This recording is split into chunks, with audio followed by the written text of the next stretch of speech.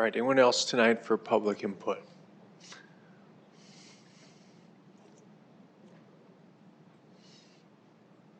Good evening. Good evening. Thank you for all your time and your commitment. It's become obvious the last few weeks you put a lot of it in. My name is Chad Bishop. I live at 7405 South Valencia Drive here in Sioux Falls.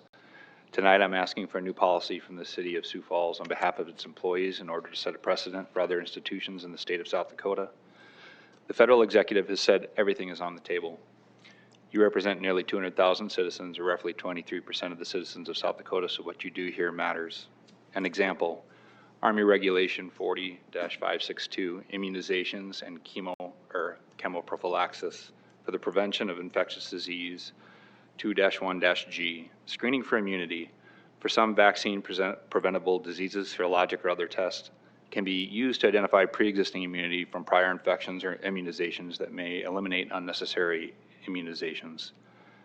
2-6-A-1-B, general examples of medical exemptions include the following. B, evidence of immunity based on serologic tests, documented infection, or similar circumstances. Why doesn't this policy continue to apply for the COVID-19 recovered who serve in our military? Is it accurate to say that in a recent letter from the CDC in response to Dr. Aaron Cariotti's FOIA request that the CDC admits they have no documented evidence of a single person with natural immunity getting reinfected and transmitting the virus?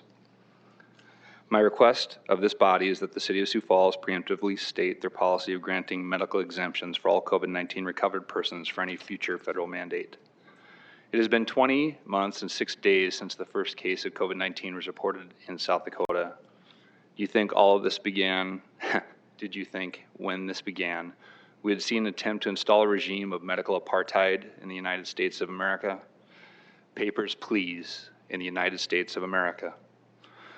Once we learned it was the elderly, the clinically obese, and the diabetic who are most at risk, did you ever envision that we would see states require mandatory vaccination for kids to attend school, both public and private, when the vaccine has had less than a year's worth of test data?